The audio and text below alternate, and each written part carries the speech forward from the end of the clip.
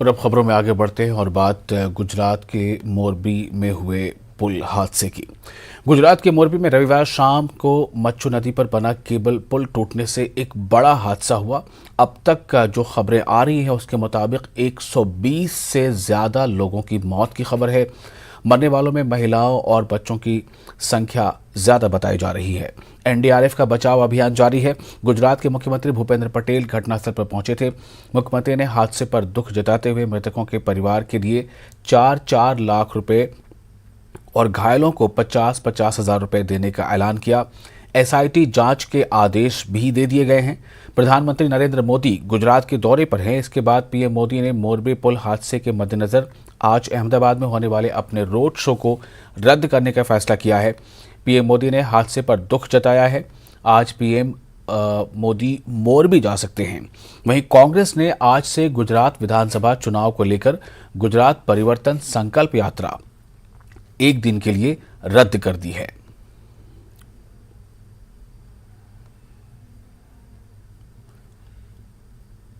तो काफी दर्दनाक उस वक्त के हालात थे।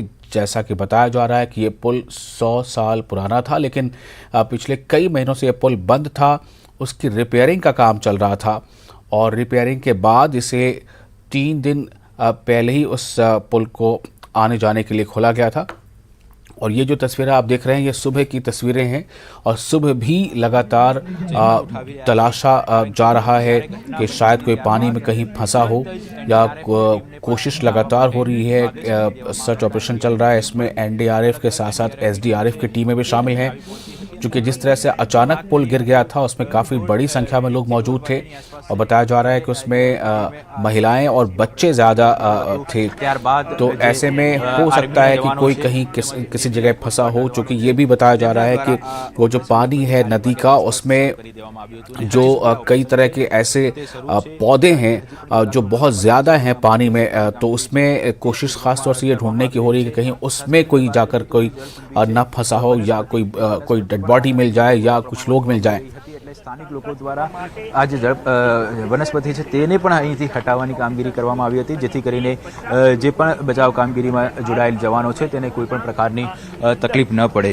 એટલે હાલમાં આ જે ये सुबह की तस्वीरें आप देख रहे हैं और मैं आपको बताऊं कि अब तक जो जानकारी मिल रही है उसके मुताबिक 130 से ज़्यादा लोगों की जानें जा चुकी हैं। रविवार शाम को ये हादसा पेश आया था और इसमें हैरान करने वाली बात यह है कि 3 दिन पहले ही इस पुल को लोगों के आवागमन के लिए खोला गया था। काफ़ी महीनों तक ये पुल जो है रिपेयरिंग के काम के लिए बंद था। लोगों के आने जाने की इजाज़त नहीं थी और 3 दिन पहले ही इसे खोला गया था। उसके बाद लोगों में एक जोश था, लोग काफ़ी खुश थे कि पुल फिर से खोल दिया गया है, उसमें से लोग आ जा सकते हैं। लेकिन ये हादसा पेश आया और जब ये हादसा पेश आया तो हर तरह से ये कोशिश हुई कि जैसे भी हो लोग निकल सकें, लेकिन चूँकि ये पुल गिरा था और नदी में पानी भी इस वक्त ज़्यादा है तो जितनी जल्दी हो सके वहाँ रेस्क्यू ऑपरेशन की शुरुआत की गई थी। शुरुआती जो आंकड़े थे उसके मुताबिक 70 के आसपास लोगों को अस्पताल पहुंचाया गया था, लेकिन बाद में धीरे धीरे ये आंकड़े बढ़ते चले गए और उसके बाद जो बड़ी तादाद या बड़ी संख्या वो ऐसे लोगों की मिली जो नदी में गिरे थे और जिनकी जानें जा चुकी थी, जिनमें महिलाएं और बच्चे बड़ी संख्या में शामिल थे।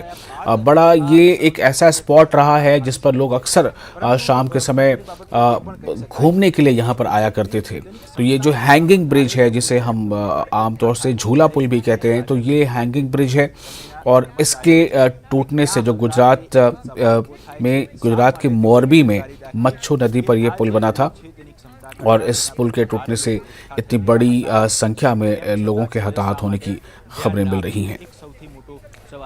जो તેમના દ્વારા થોડી પણ સતર્કતા દાખવી હોત તો આ બનાવ બનતો ચોક્કસથી અટકી શકત અને અનેક પરિવારો છે કે જેઓ બેહાલ થયા છે, અનેક પરિવારના સભ્યો લોકોએ ગુમાવ્યા છે, નાના બાળકોને પણ ગુમાવ્યા છે, તે પરિસ્થિતિ ના થઈ હોત।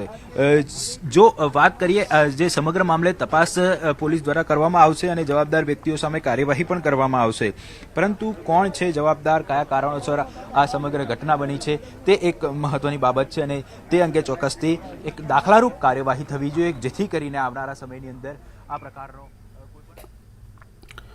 तो ये जो आप तस्वीरें देख रहे हैं, ख़ास तौर से ये सुबह की तस्वीरें हैं जब सुबह भी अब लगातार ये सर्च ऑपरेशन जारी था। ये तलाशने की मुहिम जारी था कि किस तरह से अगर अब भी कोई पानी में कहीं फंसा हो तो उसे निकाला जा सके। हालांकि शुरुआत में जो आंकड़े आ रहे थे उसके मुताबिक ऐसा लग रहा था कि शायद ये इतना ज़्यादा जो है लोग इतने ज़्यादा लोग इसमें हताहत ना हो, लेकिन धीरे धीरे जो संख्या बढ़ती जा रही है लगातार, और इस बढ़ती संख्या ने एक सवाल ज़रूर खड़े कर दिए हैं कि आखिर ऐसा कैसे हो गया कि 3 दिनों पहले जिस पुल को खोला गया उस पुल में इस तरह से ये पुल कैसे गिर गया।